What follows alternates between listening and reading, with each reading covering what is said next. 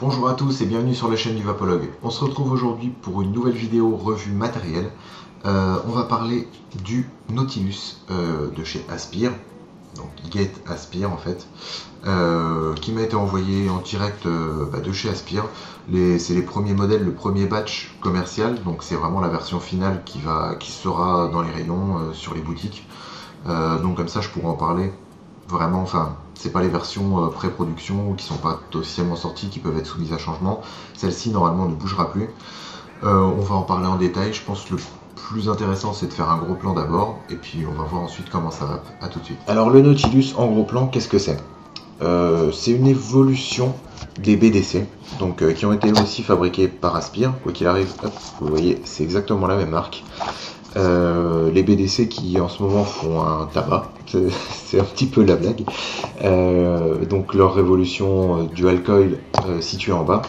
Et ici ils viennent avec une nouveauté un petit peu dans l'esprit pour comment dire, s'installer vraiment au niveau des modes et autres gros trucs avec le Nautilus. Avec plein de trucs intéressants. Donc sans plus attendre, on va l'ouvrir ensemble, on va regarder de quoi se compose ce pack. Hop. Alors, petite protection en plastique, une boîte, jolie boîte, Adjustable Airflow Tank System, donc système à airflow ajustable. Dans cette boîte vous aurez un petit manuel, donc dans ce manuel en anglais, avec des photos pour vous présenter par exemple de quoi se compose votre Nautilus, des petites photos d'installation, une petite étiquette faites gaffe. Donc je vous laisserai lire, c'est très simple d'utilisation, il n'y a quasiment pas besoin de ça je pense. Ensuite vous aurez donc votre Nautilus, une résistance en plus et une bague d'adaptation pour les batteries type EO.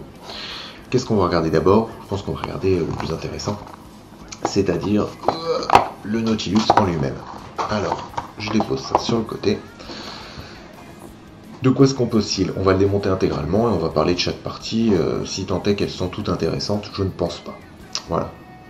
Première partie, la moins intéressante, le Drip Tip. Drip Tip 510, qui, moi, il a été sur la plupart de mes atos. Pour des plus confortables, c'est un Drip Tip standard, mais qui fait très bien son boulot. Ensuite, on va commencer à dévisser le bousin, parce que, mine de rien, il y en a. Bon, faites gaffe à pas tout arracher non plus parce que c'est plutôt fragile, on va dire. Alors, est-ce que ça se dévisse? Je suis plus certain. Non, pas ça. Et dernière partie. Voilà. Donc, on va procéder dans l'ordre. Après le drip tip, vous avez votre cheminée et votre petite avec la petite cloche qui va par-dessus. La partie supérieure qui va se visser directement sur le réservoir en Pyrex. Je vais voir si je peux pas faire une meilleure mise au point. J'ai l'impression qu'elle est pas top. Voilà, c'est mieux là. Donc pas compliqué, hein, quoi qu'il arrive, ça va assurer votre maintien au niveau du petit tank en Pyrex et de la partie inférieure. Ensuite, tank en Pyrex. Voilà, c'est du vrai Pyrex. L'épaisseur, c'est pas monstrueux, mais ça le fait. On va dire que ça le fait. Il y a peu de risques que vous craquiez vos tanks avec un liquide un peu trop fort ou autre. Ça nous affiche une contenance de 5 ml, ce qui est plutôt bien. On a la petite indication Aspire Nautilus. Voilà. Je pense qu'ils ont dû. Ça a dû leur coûter bonbon de fileter directement sur du verre. Bon, c'est un peu squeaky, hein, c'est normal vu que c'est sur du verre. Voilà. Faut pas serrer comme des bourrins, il l'indique aussi, parce que sinon vous allez vous retrouver avec du sang sur vos doigts, possiblement. Ensuite, on a la partie qui semble être la plus intéressante, là où il y aura votre résistance, quoi qu'il arrive. Je vous montre très rapidement, mais installer une résistance, ça n'a jamais tué personne, c'est pas très compliqué. Voilà. C'est jamais que ça, donc ça, je vais le dévisser. On peut voir, on va regarder rapidement la résistance, et on peut voir que voilà, vous avez votre premier coil qui est comme ça, et le deuxième en fait qui est en croix de l'autre sens. Maintenant le système d'airflow.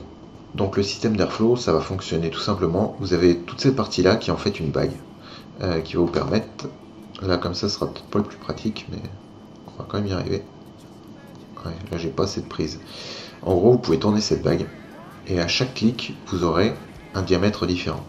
Ça va aller, je vais vous lire ça tout de suite, je prends, vous voyez, le petit manuel peut être utile. Je me souviens plus de ça va de combien à combien en diamètre. Je vais vous lire ça de suite. Donc on passe de 0,9 mm pour le plus serré à 1,8 mm pour le plus ouvert. Il y a 4 ouvertures possibles, donc ça va vraiment du super compact, limite on a du mal à tirer dessus, jusqu'au vachement aérien, limite on a un petit peu moins de goût. La connexion 510, en fait, le côté bien sympa que moi j'ai bien aimé, c'est une connexion directe dans le brut, quoi. Il y a pas, c'est pas la résistance qui va toucher au bout, qui va faire votre sortie, donc ça c'est pratique. Est-ce que le plot est ajustable? On peut se demander parce que on voit un petit comment ça s'appelle? Une petite encoche en fait, tout simplement, pour pouvoir ajuster notre plot. Je vais tenter de le faire, ouais. Je tente de le faire vite fait semi hors caméra et je vous dis si ça fonctionne ou pas. Non, quoi qu'il arrive, ça n'est pas ajustable. Hop.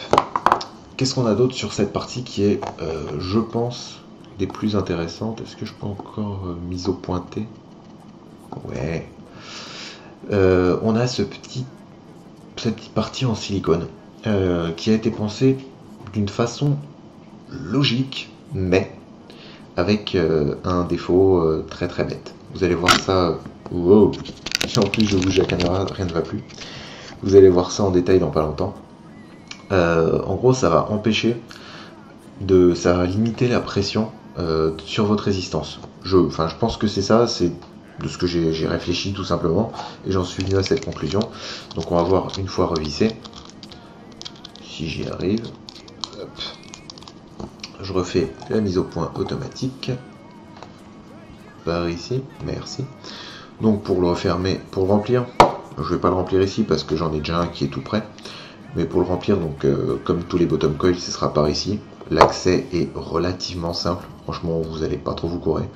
Il faut le remplir jusqu'à la limite sans pour autant déborder, et tout simplement on va refermer comme ceci notre Nautilus. Et une fois que ce sera fait, bon, on laisse un petit peu imbiber, on aspire gentiment et puis ça va imbiber, et ensuite le Nautilus sera prêt à l'emploi. Donc je vais vous montrer, on refait la super mise au point, voilà.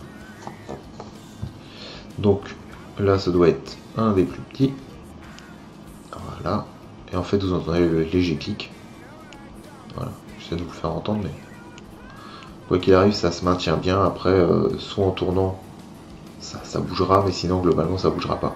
Voilà, ça c'est pour le plus grand, c'est vraiment super aérien comme ouverture, donc à vos avis, vous êtes prévenus. Voilà. Qu'est-ce que je peux dire de plus? Petit défaut que j'ai trouvé à ce Cliro, parce qu'au final c'est jamais qu'un Cliro. Si vous démontez, quand vous allez remplir votre Cliro, une fois sur deux, en fait, le truc dommage c'est que cette partie-là, vu qu'elle est aussi filetée, si vous zoomez, elle est aussi filetée à cette partie-là, ça va arriver que vous dévissiez et que votre résistance elle se retrouve ici et pas là. C'est un petit peu dommage, voire carrément chiant, parce qu'une fois qu'on le rebranche, la résistance va mal se revisser et votre mode vous indiquera qu'il n'y a pas de résistance ou que la résistance est morte, alors qu'en fait pas du tout, elle est mal revissée. C'est juste un petit détail, mais c'est un petit peu dommage. Voilà, je finis de le monter. Hop, qu'il est totalement fermé, totalement vissé. Je vais vous montrer ce que ça donne. Donc là j'ai la bague tout de suite. Voilà, je vais vous montrer ce que ça donne sur une batterie de type Ego. Autant vous dire que le cône, par contre, il est mouse. Alors, voilà. Check. Et donc côté pratique, ça vous bouffera jamais l'airflow. Vu que l'airflow il est ici, vous n'aurez pas de problème. Ça c'est un bon point par contre à avoir. Au niveau de la contenance aussi, c'est plutôt intéressant, 5 ml. Évidemment, c'est prévu pour ceux qui ont déjà leur all day, qui sont pas embêtés, ou qui veulent embarquer pour une journée sans être stressés. C'est le côté sympa. Maintenant, on va regarder comment ça va, je pense, en plan large, pardon. Et puis, je vous ferai mes conclusions, les petites infos dessus en plus. Les dernières infos que je peux vous donner, avant que le Nautilus s'en aille. Au niveau des résistances, donc vous en avez deux. celle d'installer par défaut elle est à 1.6 ohms et celle de rechange est à 1.8 ohms. Globalement pas de variation, c'est assez précis, j'ai testé toutes les résistances et ça n'a pas bougé. Donc voilà, on va se retrouver maintenant en plan serré pour voir comment va cette petite machine. Donc voilà en plan large, avec le Nautilus, donc vous voyez le finish sur un Vamo, c'est beau, c'est ni moche ni beau, c'est correct.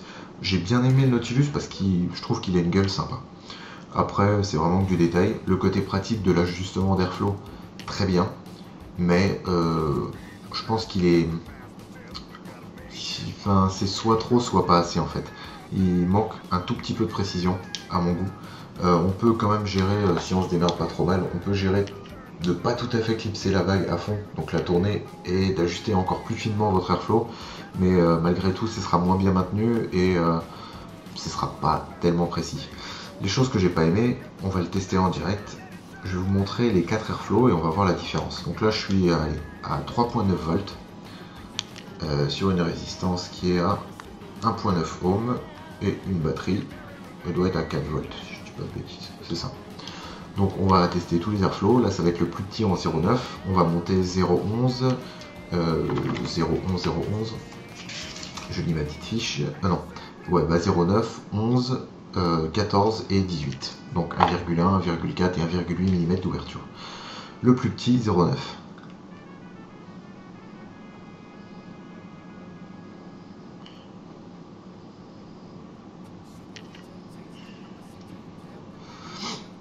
En 0.9, très simplement, bon, très serré, logique, un hit plus important, un goût beaucoup plus concentré, moi je trouve ça pénible, mais par exemple, moi j'aime bien le matin avoir un tirage plus serré pour que ce soit un peu plus chargé et que ça me réveille, quoi. C'est stupide, mais ce côté-là est très pratique.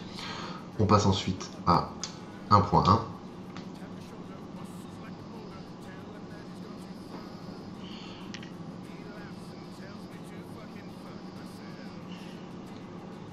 Niveau vapeur, rien à dire. Enfin, les BDC, c'est vraiment une tuerie, ça carbure à fond. C'est très gourmand en liquide, mais c'est un rendu qui est terrible. Là, pour du 1.1, on est pas mal. C'est pas trop violent au niveau du hit, c'est déjà beaucoup plus radouci. Le goût est mieux retransmis que sur du 0.9, c'est moins concentré, donc on a plus le temps d'apprécier. Sinon, ça fonctionne bien. On va dire c'est un tirage un peu Stardust. On passe maintenant au 1.4, donc là on arrive sur un truc un peu plus aérien.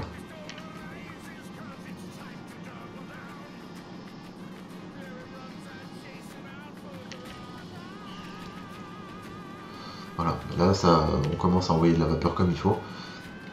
Le hit commence à baisser un tout petit peu aussi, et les saveurs s'atténuent sans pour autant être masquées, c'est une très bonne qualité, et quoi qu'il arrive, à toutes les ouvertures, le rendu de saveur sera meilleur que beaucoup d'atos sur le marché.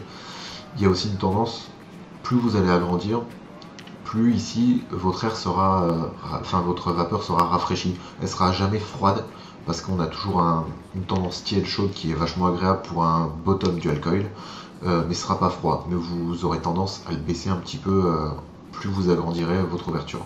Là on passe à la plus grande, 1.8. On va voir ce que ça donne.